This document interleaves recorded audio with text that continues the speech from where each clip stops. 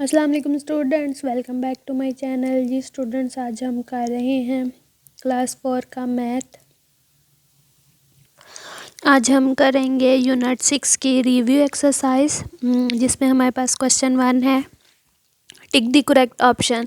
The lines which keep going straight and never meet each other. और कह रहे हैं कि वो लाइंस जो कि सीधी जाती हैं और कभी नहीं मिलती, वो कौन सी लाइंस होती हैं। तो वो हमने पढ़ी हैं, पैरेलल लाइंस होती हैं। There are dash small parts in a protector and each part is equal to 1 degree। तो इसका 180 होगा। जैसे आप प्रोटेक्टर में भी देख सकते हैं कि 0 से 180 तक होता है। हमारे पास जो एक उसकी एक साइड की मेजरमेंट जो होती है सी वाला है। When horizontal and vertical lines intersect each other at a point they form. तो राइट एंगल बनता है जब इस तरह से हॉरिजॉन्टल और वर्टिकल लाइन मिलती है। तो यहाँ देखें हमारे पास ये कौन सा एंगल बन रहा है, ये राइट एंगल बन रहा है। नेक्स्ट देखें, an angle less than dash is called acute angle. तो 90 से जो एंगल कम होता है वह एक्यूट एंगल होता है। The length of boundary a circle is called dash of this circle. तो इसमें वैसे दो ऑप्शन करेक्ट हैं। सर्कमफेरेंस भी इसका आ सकता है और डायामीटर भी, लेकिन सर्कमफेरेंस ज़्यादा ठीक है, तो आप सर्कमफेरेंस को सर्कल कर दें। नेक्स्ट वाला देखें, The area covered by a closed figure is dash of that figure। तो ये है, एरिया बता दिया तो एरिया ही इसका करेक्ट है। Line of symmetry divides a figure into dash equal parts. तो वो 2 पार्ट्स में डिवाइड करती है। नेक्स्ट पेज पे क्वेश्चन 2 है। In circle the parallel lines from the given lines. Parallel lines को हमने जो है वो सर्कल करना है। तो पैरेलल लाइंस वो होती हैं जो हमारे पास 2 लाइंस होती हैं जिनका डिस्टेंस आपस में सेम होता है। तो ये वाली लाइन हमारे पास पैरेलल है, तो इसको हम सर्कल कर देंगे। नेक्स्ट 2 जो है वो नॉन पैरेलल हैं, तो इनको नहीं हम सर्कल करेंगे। नेक्स्ट देखें, differentiate right acute and obtuse angle in the following. तो ये देखें ये 90 से लेस है, तो ये कौन सा एंगल होगा, एक्यूट एंगल। नेक्स्ट ये 90 यहाँ पे स्ट्रेट लाइन बनती है ना, तो ये 90 से ज़्यादा है, तो ये होगा ऑब्ट्यूस एंगल। और ये वाला अगर हम इस तरह से देखें तो ये हमारे पास राइट एंगल बन रहा है। तो इसको यहाँ पे हम लिख देंगे राइट एंगल। जिन्होंने कंफ्यूज करने के लिए इसको ज़रा तिरछा दिया हुआ है, लेकिन अगर हम इसको इस तरह से करके देखें तो ये हमारे पास बिल्कुल राइट एंगल बन रहा है। नेक्स्ट देखिए हमारे पास क्या है, draw the angles of the given measurement. तो चलें इनको ड्रा करते हैं। तो जी स्टूडेंट, जैसे कि हमें ए पार्ट में 135 डिग्री का एंगल ड्रा करना है। तो जैसे कि आप देख रहे हैं, हम जो एंगल है वो प्रोटेक्टर की हेल्प से ड्रा करते हैं। तो आपने क्या करना है कि छोटी सी एक लाइन ड्रा कर लेनी है इस तरह से, जहाँ से लाइन स्टार्ट हो रही है और जहाँ पे फिनिश हो रही है उसको ए और बी का नेम दे देना है। अब आपने क्या करना है, अब आपने जहाँ पर देखें हमें डी पर हमारे पास ये जो नीचे एक लाइन है और जो एक 90 की लाइन है, ये दोनों एक दूसरे को इंटरसेक्ट कर रही हैं। जहाँ पे ये दोनों लाइन एक दूसरे को टच कर रही हैं, वो वाला पॉइंट चाहे तो आप अपने लेफ़्ट हैंड वाली साइड के डॉट पे रख लें या राइट हैंड साइड वाले पे। तो आपने याद रखना है कि अगर आप अपनी लेफ़्ट हैंड वाली साइड पर रखते हैं और बाकी लाइन अपने राइट हैंड वाली साइड पर छोड़ते हैं, देखिए मैं यहाँ पे रखती हूँ तो ये बाकी लाइन इस तरफ को बच रही है। तो इसका मतलब है हमने नीचे वाली मेजरमेंट में देखना है। इसमें 0 से 180 जो है वो राइट से लेफ़्ट है और लेफ़्ट से राइट भी 0 से 180। अगर आप अपने लेफ़्ट हैंड साइड पर रख कर प्रोटेक्टर देख रहे हैं तो आप देखें इसमें 135 कहाँ पर होगा। ये देखें ये है 130 और 140 के सेंटर में ये लाइन थोड़ी सी ज़्यादा नज़र आ रही है, ये है 135। यहाँ पे एक छोटा सा डॉट में लगा देंगे। अब इस डॉट को इस डॉट से मिला देंगे। और अगर आप अपने राइट हैंड वाली साइड पे रखते प्रोटेक्टर यहाँ पर, तो आपने फिर ऊपर वाली मेजरमेंट में 130 ढूंढना था। तो वो देखें ये 130 ये और 140 के सेंटर में ये जो लाइन बढ़ी है ये हमारे पास 135 होगा। अब नेक्स्ट एंगल हमें उन्होंने 95 का कहा हुआ है, तो वो किस तरह से हम करेंगे। यहाँ पर एक छोटी सी लाइन लगा लेंगे जहाँ से शुरू हो रही है फिनिश हो रही है, 2 डॉट्स ए और बी को उसको नेम दे देंगे। अब हमने क्या करना है, अब चलें हम बी पर रख कर भी मैं आपको बताती हूँ किस तरह से हम करेंगे। अब हमने कितने का एंगल ड्रॉ करना है, 95 का। तो देखें 90 जो है 95 वो हमारे पास ये ऊपर वाली मेजरमेंट में अब हमने देखना है, तो ये 90 से 5 लाइन आ गई, ये है 95। तो ये हम यहाँ पे इस तरह से बिल्कुल एक सीध में लाइन ड्रॉ कर देंगे। तो यहाँ पे इस तरह से अंदर हम लिख देंगे 95। तो ये 90 से थोड़ा सा बिल्कुल सीधी लाइन भी नहीं है, थोड़ा सा आगे है। अब नेक्स्ट हमें कोई कितने का कहा हुआ है, 70 का। तो 70 का भी हम यहीं पे कर लेते हैं। छोटी सी लाइन ड्रॉ करनी है। देन हमने अब यहाँ पे इसको ई या एफ़ का नेम भी दे सकते हैं, ज़रूरी नहीं है ABC ही देना है। अब यहाँ पर अगर हम बी पर एफ़ पर रखते हैं, मतलब अपने राइट हैंड वाली साइड पर रख कर लाइन बाकी जो है लेफ़्ट हैंड साइड पर छोड़ते हैं, तो हमने फिर ऊपर वाली मेजरमेंट देखनी है। ऊपर ये देखें ये है ना हमारे पास 70, तो यहाँ पर डॉट लगाना है और इसको यहाँ मिला देना है। तो ये हमने यहाँ मिला दिया, तो ये एंगल बन गया कितने का, 70 डिग्री का।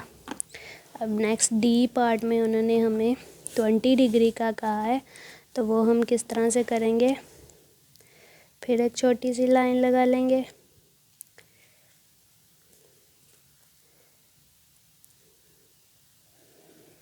ये हमने लाइन लगा ली है और अब इसको PQ का नेम भी दे सकते हैं। अब अगर हम P पर रखते हैं मीन्स अपने लेफ़्ट हैंड वाली साइड के डॉट पर रखते हैं, तो अब हम देखते हैं 20 नीचे से देखना है हमने। तो नीचे हमारे पास ये है 20, डॉट लगाएं और इसको यहाँ मिला दें। बस इसमें आपने ये याद रखना है हमने ऊपर वाली मेजरमेंट देखनी है या नीचे वाली देखनी है। तो ये इस तरह से आप याद रख सकते हैं कि अगर लेफ़्ट साइड पर रखते हैं, लेफ़्ट वाले ये जिस तरह से आपके दोनों हाथ होते हैं, ये राइट हैंड वाली साइड का, ये लेफ़्ट हैंड वाली साइड का, अगर लेफ़्ट पर रखते हैं तो आपने नीचे वाली प्रोटेक्टर में मेजरमेंट देखकर जो जितने का आपको एंगल दिया उतने का डॉट लगा के उसको ज्वाइन करना। अगर राइट पर रखते हैं तो फिर ऊपर वाली मेजरमेंट देखनी है। नेक्स्ट क्वेश्चन सॉल्व करते हैं। तो नेक्स्ट में उन्होंने कहा है लेबल दी सर्कल, ये हमें सर्कल गिवन है जिसको हमने लेबल करना है। तो सबसे पहले ए पार्ट में उन्होंने हमसे ये वाली लाइन का पूछा हुआ है, वो लाइन जो सर्कल को हाफ करती है वो हमारे पास डायामीटर की लाइन होती है। और उसके बाद बी पार्ट में ये डॉट को क्या कहते हैं, ये हमारे पास सेंटर पॉइंट है। उसके बाद सी वाले में ये बाहर वाली सर्कल की बाउंड्री को क्या कहते हैं, सरकमफेरेंस। और ये जो सर्कल को हाफ से भी हाफ करती है वो हमारे पास लाइन होती है रेडियस की। नेक्स्ट पार्ट देखते हैं। तो नेक्स्ट क्वेश्चन में उन्होंने हमें कहा है find the perimeter and area of the given figure. Means ये फिगर हमें गिवन है, इसी का हमने पेरीमीटर फाइंड करना है और इसी का एरिया फाइंड करना है।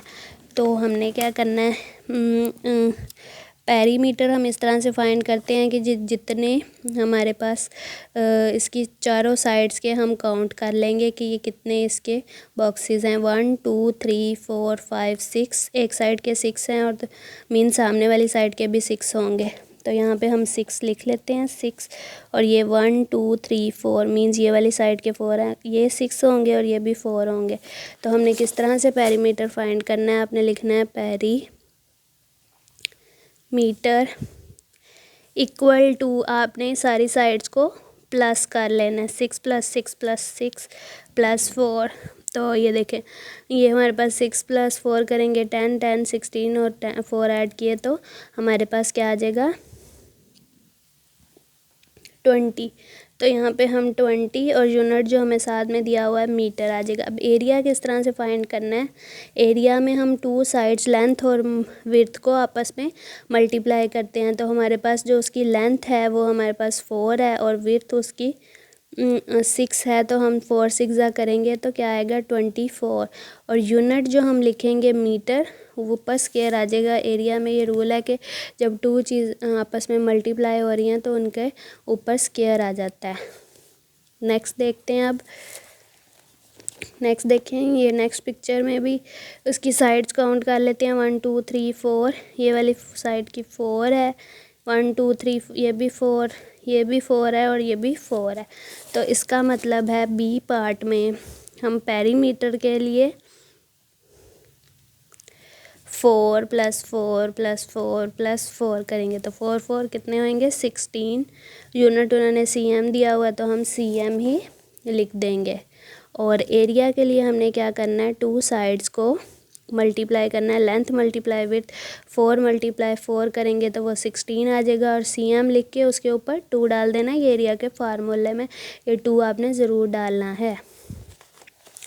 अब हम नेक्स्ट देखते हैं। सी पार्ट में इसकी काउंट कर लेते हैं कितने ब्लॉक्स हैं। 1 2 3 4 5 6 7 8 9, ये वाली साइड के 9 है, इट्स मीन ये भी 9 होंगे। 1 2 3 4 5, ये 5 हैं तो इट्स मीन ये भी 5 होंगे। तो मीन्स सी पार्ट में हमने पेरीमीटर